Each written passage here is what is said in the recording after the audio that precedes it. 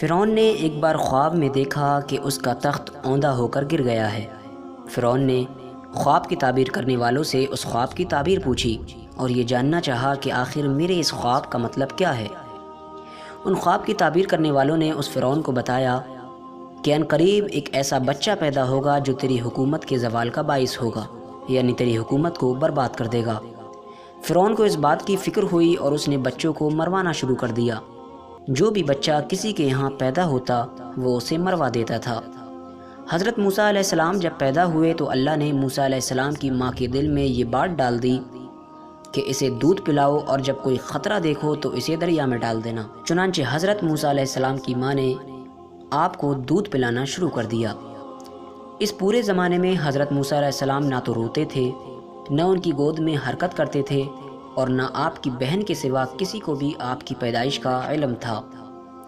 پھر جب 3 مہینے کا زمانہ گزر گیا تو موسیٰ علیہ السلام کی ماں کو خطرہ محسوس ہونے لگا، اور جب آپ کو زیادہ خطرہ محسوس ہوا تو خدا تعالیٰ نے موسیٰ علیہ السلام کی ماں کے دل میں یہ بات ڈال دی کہ اب تو موسیٰ کو ایک صندوق میں بند کر کے دریا میں ڈال دے اور ذرہ برابر بھی کوئی فکر نہ کر، ہم اسے پھر سے تمہاری گود میں لے آئیں گے۔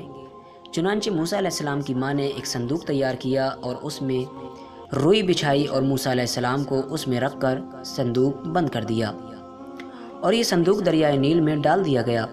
اس دریا سے ایک بڑی نہر نکل کر فرعون کے محل میں گزرتی تھی۔ فرعون اپنی بیوی آسیہ کے ساتھ نہر کے کنارے پر بیٹھا ہوا تھا۔ جب ایک صندوق نہر میں آتے دیکھا تو اس نے کنیزوں اور غلاموں کو صندوق نکالنے کا حکم دیا۔ وہ صندوق نکال کر سامنے لایا گیا۔ اس صندوق کو جب کھولا گیا تو اس میں ایک نورانی شکل کا بچہ دکھائی دیا، ایک ایسا بچہ جو دور سے ہی چمک رہا تھا۔ اس بچے کو دیکھتے ہی فرعون کے دل میں ایک عجیب سی محبت پیدا ہو گئی۔ وہ اس پر اپنی جان نچھاور کرنے کے لیے تیار ہو گیا، لیکن کچھ ہی زمانے کے بعد اس کی قوم کے لوگوں نے اسے بہکانا شروع کر دیا اور اس سے یہ کہنا شروع کیا کہ کیوں تو پاگل پن میں کاٹ رہا ہے؟ ذرا سوچ، اگر یہ وہی بچہ ہوا کہ جس نے تمہاری حکومت کو برباد کرنا ہے تو تیرا کیا ہوگا؟ چنانچہ فرعون آپ کے قتل پر آمادہ ہو گیا اور وہ ان لوگوں کے بہکاوے میں پوری طرح سے آ گیا۔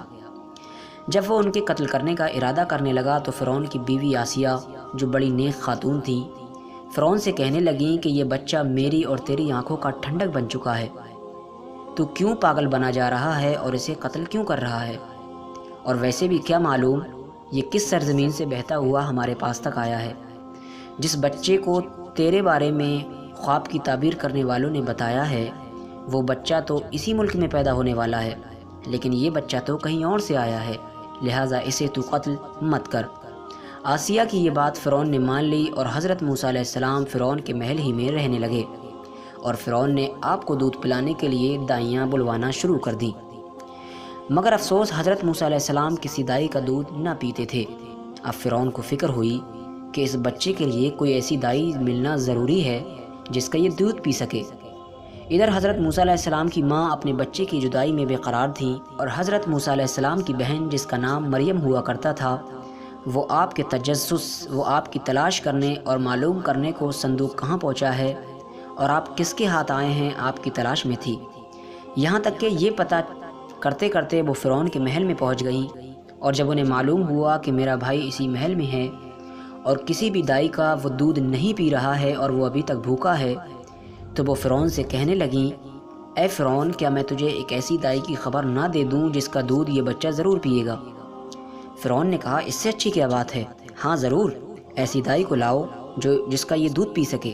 چنانچہ وہ اس کی خواہش پر اپنی والدہ کو بلا لائیں، اور جب حضرت موسیٰ علیہ السلام کی والدہ موسیٰ علیہ السلام کے سامنے آئیں تو اس وقت حضرت موسیٰ علیہ السلام فرعون کی گود میں تھے اور دودھ کے لیے رو رہے تھے۔ فرعون آپ کو بہلا رہا تھا۔ جب آپ کی والدہ آئیں اور آپ نے ان کی خوشبو پائی تو فوراً ہی حضرت موسیٰ علیہ السلام آپ کی خوشبو کو سونگھ کر چپ ہو گئے اور اپنی والدہ کا دودھ پینے لگے۔ فرعون نے پوچھا، تو اس بچے کی کون ہے؟ یہ بچہ تو ابھی تک کسی کا دودھ نہیں پی رہا تھا اور تجھے دیکھتے ہی فوراً دودھ پینا شروع کر دیا۔